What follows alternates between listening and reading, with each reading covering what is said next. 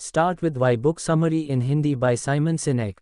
Hello दोस्तों, आज के इस टॉपिक में हम बात करेंगे स्टार्ट विद वाई बुक की समरी के बारे में, जिसके लेखक साइमन सिनेक हैं। इस किताब को उन लोगों को पढ़नी चाहिए जो लाइफ में कुछ नया करना चाहते हैं, जो अपने लाइफ में बिजनेस या स्टार्टअप करने के बारे में सोचते हैं। उन्हें ये किताब अवश्य पढ़नी चाहिए। 1. Keep and result in mind.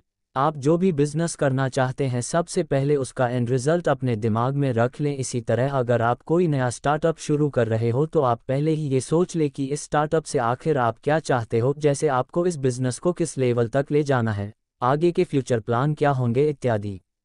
जब आपके दिमाग में इन सभी बातों की क्लैरिटी होगी तो आपके अंदर कुछ भी डाउट नहीं होगा। लेकिन अगर आप बिना सोचे समझे किसी भी काम को शुरू कर देते हैं तो इसमें आप हमेशा कंफ्यूज्ड रहोगे और आपसे गलतियां भी बहुत ज़्यादा होंगी।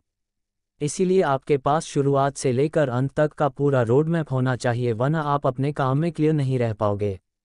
2. Don't use manipulation. अगर आपको बिजनेस करना है या कर रहे हो तो आपको कभी भी मैनिपुलेशन नहीं करना चाहिए। आज के समय कई सारे बिजनेस में ऐसा होता है, वे कस्टमर के साथ मैनिपुलेशन करते हैं लेकिन अंत में उन्हें कुछ भी हासिल नहीं होता है और वे कस्टमर का भरोसा भी खो देते हैं। आप लोगों ने देखा होगा कि बिजनेस में किस तरह से मैनिपुलेशन किया जाता है।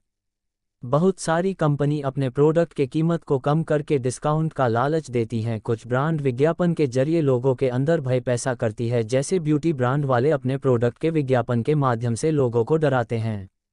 जैसे आप में पीयर प्रेशर भी डाला जाता है, जैसे पान मसाले के एड्स में दिखाया जाता है कि इसे सिर्फ असली मर्द खाते हैं। कभी कभी ऐसे ब्रांड आपके एम्बिशन के साथ भी खिलवाड़ करते हैं। वे आपको बताते हैं कि ये प्रोडक्ट लेंगे तो आप सफल हो जाओगे।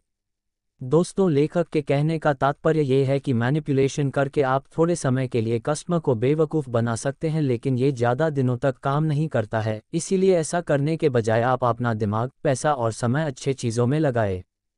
3. The golden circle. लेखक का कहना है कि दुनिया के बड़े बड़े बिजनेसमैन और अमीर व्यक्तियों ने भी लोगों को मोटिवेट किया, ना कि दूसरों के साथ मैनिपुलेशन किया। इसके लिए वे गोल्डन सर्कल का सहारा लेते थे, जिसमें इसके मुख्य 3 पार्ट हैं: वाई, व्हाट और हाउ। वाई का मतलब, अगर आप कोई भी बिजनेस करना चाहते हैं तो सबसे पहले खुद से पूछो कि आप ये बिजनेस क्यों करना चाहते हैं। आखिर आपका क्या मकसद है। अगर आपका मकसद सिर्फ पैसा कमाना है तो आपका ये बिजनेस फेल हो जाएगा। लेकिन अगर आप इस बिजनेस से लोगों की हेल्प करना चाहते हैं, अच्छी और सफल लाइफ जीना चाहते हैं, तो ही आपको बिजनेस करना चाहिए। व्हाट का मतलब है कि आप ऐसा क्या बिजनेस कर रहे हो जिससे लोगों की हेल्प होगी, या आप ऐसा क्या प्रोडक्ट बना रहे हो जिससे लोगों को फ़ायदा होगा। हाउ का मतलब है कि कैसे आप अपने बिजनेस को लोगों तक पहुंचा सकेंगे। क्या आप ऑनलाइन या ऑफलाइन शुरू करेंगे। कैसे आपका बिजनेस लोगों के लिए मददगार रहेगा। 4. The golden circle in your brain. Golden circle हमारे दिमाग से जुड़ा हुआ होता है, जैसे वाई और हाउ हमारे लिम्बिक सिस्टम से जुड़े हैं। ये हमारे दिमाग को ऐसा पार्ट है जो हमें जिज्ञासु बनाता है और यही हमें रिवॉर्ड पाने के लिए प्रेरित करता है। यही हिस्सा हमें पेन और प्लेजर का एहसास करवाता है। जबकि वाई हमारे न्योकॉर्टेक्स से जुड़ा होता है। कॉर्टेक्स हमारे माथे के पास वाला हिस्सा होता है, ये डीप थिंकिंग से जुड़ा हुआ होता है। इसके साथ ही ये हमारी इंटेलिजेंस और प्रॉब्लम सॉल्विंग से भी जुड़ा होता है। इसीलिए कोई भी बिजनेस शुरू करने के लिए हमें अपने दिमाग का मैक्सिमम पार्ट इस्तेमाल करना चाहिए। 5. Work with understanding people. आपको ऐसे लोगों के साथ काम करना है जो आपकी फिलॉसफी को समझे और आप क्या सोचते हैं, आपका क्या विजन है, इन सभी बातों की समझ उनके अंदर होनी चाहिए। लगभग सभी लोगों को लगता है कि बिजनेस या कंपनी सिर्फ पैसा कमाने के लिए बनाई जाती है, लेकिन वे लोग ये नहीं समझते हैं कि वे लोगों को मदद कर रहे हैं। वे अपने सर्विस और प्रोडक्ट से लोगों का काम आसान कर रहे हैं। इसी तरह अगर आप गो के साथ काम कर रहे हैं तो आपके साथ ऐसे लोग होने चाहिए जो आपकी तरह सोचते हैं। इसीलिए बिजनेस या कंपनी शुरू करने से पहले आपको अपनी टीम को ये बता देना चाहिए कि आपका क्या विजन है। इससे सिर्फ सही लोग आपके साथ लंबे समय तक जुड़े रहेंगे। 6. Build trust with golden circle. दोस्तों, लेखक का कहना है कि आपको गोल्डन सर्कल की तकनीक का इस्तेमाल करना है, जिससे आप लोगों का भरोसा जीत सके। जब भी आप कुछ शुरू करते हैं तो एक बार खुद से पूछो कि आपने ये प्रोडक्ट क्यों बनाया। आपके अंदर एक प्रॉब्लम सॉल्वर का जैसा दिमाग होना चाहिए कि कैसे आप कस्टमर की सहूलियत को समझ सकें। अगर आपके प्रोडक्ट में दम होगा तो वो अवश्य लोगों को पसंद आएगा और लंबे समय तक चलेगा। 7. Law of diffusion of innovations. इस चैप्टर में लेखक प्रोफेसर एवरेट रॉजर के द्वारा दिया गया एक लॉ डिस्कस करते हैं जिसमें इस लॉ को the law of diffusion of innovations कहा जाता है। आप एक बेल शेप कर्व की कल्पना करो जो एक पहाड़ की तरह दिखता है जिसमें इसके 5 हिस्से होते हैं। एक्सट्रीम लेफ्ट, इस हिस्से में इनोवेटर आते हैं जिनका प्रतिशत बहुत कम है और इन्हें प्रोडक्ट समझ आ जाता है। अर्ली अडॉप्टर्स, इस तरह के लोग आपके प्रोडक्ट को सबसे जल्दी खरीदते हैं। ऐसे लोग अमीर और अपर मिडिल क्लास के होते हैं, ये नई नई चीज़ों को खरीदते रहते हैं। द अर्ली मेजॉरिटी, इस हिस्से में अब मध्यम वर्ग के लोग भी आपका प्रोडक्ट खरीदने लगते हैं क्योंकि उन्हें आपके प्रोडक्ट की वैल्यू समझ आने लगती हैं। द लेट मेजॉरिटी, इस हिस्से में आम जनता भी आपका प्रोडक्ट लेने लगती है क्योंकि अब आपके प्रोडक्ट को सभी लोग जानने लग गए हैं और लोगों को पसंद भी आ रहा है। लैगर्ड्स, ये ऐसे लोग हैं जिन्हें आपका प्रोडक्ट बिल्कुल भी पसंद नहीं होता है और ना ही ये कभी खरीदते हैं। दोस्तों, अब आप लॉ और इसके कर्व को जान गए होंगे कि लोग आपके प्रोडक्ट को किस तरह से देखते हैं।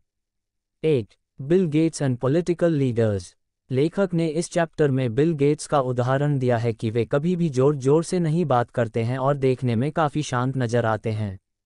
वे काफ़ी धीमे बात करते हैं और लोग उनके अगले वाक्य का इंतजार करते हैं। लोग उन्हें सुनना चाहते हैं क्योंकि उन्होंने लोगों के ट्रस्ट को जीत लिया है। लोगों को लगता है कि वे कुछ नया बात करेंगे। लेकिन कुछ पॉलिटिकल लीडर जो बेहद जोशीले होते हैं और बहुत जोश में बात करते हैं, वे लोगों में ऊर्जा भर देते हैं, लेकिन ये ऊर्जा किसी काम की नहीं होती है। अगर एक लीडर लोगों का दिल नहीं जीत पाता है तो उस पर से लोगों का भरोसा उठ जाता है। लेकिन अगर लीडर अपने किए वादों को निभाता है तो लोग उनका समर्थन करने लगते हैं। 9. क्रिएट योर मैसेज, आप जो भी बिजनेस करें या कंपनी शुरू करें, आपका एक मैसेज होना चाहिए जिसे आप बड़ा चढ़ाकर सबके सामने रखें। ये मैसेज आपके स्पीच, पोस्टर और हर जगह होना चाहिए और इसके अलावा आपके टीम को भी वो मैसेज याद होना चाहिए। ये मैसेज बार बार और हर जगह होना चाहिए जिससे लोग इसे याद रखें और लोग आपका प्रोडक्ट लेते रहें। जिस तरह से नाइक का मैसेज है जस्ट डू इट, आपको याद है क्योंकि ये मैसेज आपको मोटिवेट करता है। इसीलिए अपने ब्रांड और कंपनी का भी एक मैसेज होना चाहिए जो कि लोगों को भी वैल्यू दें। 10. यूज़ इफेक्टिव सिंबल्स, दोस्तों, इस चैप्टर के माध्यम से लेखक ने ये बताया है कि आपके बिजनेस, ब्रांड या कंपनी का एक लोगो, सिंबल होना चाहिए जिससे कि लोग जान सकें। आपके सिंबल का डिजाइन ऐसा होना चाहिए कि लोगों को कुछ ना कुछ संदेश मिले। एक सिंबल के पीछे बहुत बड़ी साइकोलॉजी होती है जिससे बड़े बड़े कंपनी, ब्रांड बहुत ध्यान से अपना लोगो डिजाइन करती है क्योंकि अच्छे ब्रांड और कंपनी के लोगो लोगों के दिमाग में छप जाती हैं। 11. डोंट फॉरगेट व्हाई, जब एक बार आपकी कंपनी प्रॉफिट कमाना शुरू कर देती है तो आप अपने उद्देश्य को भूल जाते हो और आपका मुख्य उद्देश्य पैसा कमाना हो जाता है। इससे आपके लॉयल कस्टमर आपका साथ छोड़ना शुरू कर देते हैं और आपके कस्टमर डिससैटिस्फाई होने लग जाते हैं और वे आपके कंपेटिटर के प्रोडक्ट लेना शुरू कर देते हैं। अगर आप समय के साथ कुछ नया प्रोडक्ट नहीं बनाते हैं तो कस्टमर आपके उसी पुराने प्रोडक्ट के साथ बोर होने लगता है और आपका वही प्रोडक्ट आउटडेटेड हो जाता है। इसीलिए हमेशा खुद से वाई पूछते रहो और अपने प्रोडक्ट को अपग्रेड करते रहो। अगर आप अपने प्रोडक्ट में नए नए फीचर लाते रहोगे तो लोगों का क्रेज बना रहेगा, लेकिन ऐसा तभी होगा जब आप खुद से व्हाट, वाई, हाउ पूछते रहोगे। 12.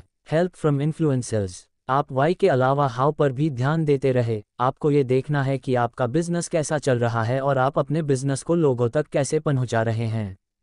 इससे अगर आपका प्रोडक्ट अच्छा होगा तो आपके कस्टमर आपके बिजनेस के बारे में लोगों को भी बताएंगे जिससे आपका बिजनेस और अच्छा चलेगा।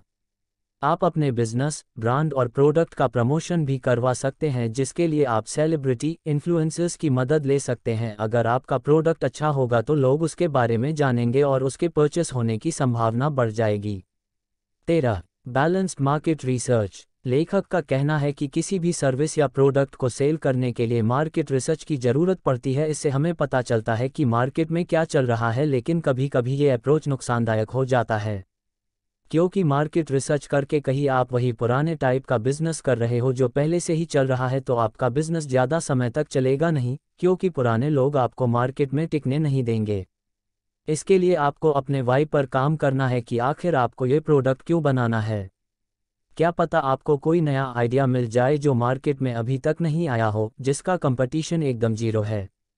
14. कम्पीट विद योरसेल्फ, हम हमेशा अपने कंपेटिटर्स से compete करते हैं, हम वैसा ही प्रोडक्ट या सर्विस लाने की कोशिश करते हैं जैसा सामने वाला ला रहा है, लेकिन इससे आप अपने प्रोडक्ट, ब्रांड की पहचान नहीं बना पाते हैं।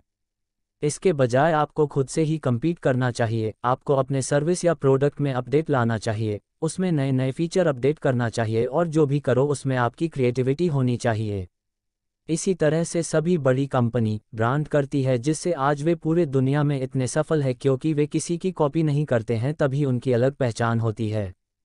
Final word. दोस्तों, मुझे उम्मीद है कि आपको स्टार्ट विद वाई की बुक समरी काफ़ी अच्छी लगी होगी। अगर आपको भी लाइफ में कुछ नया करना है तो आपको ये किताब अवश्य पढ़नी चाहिए।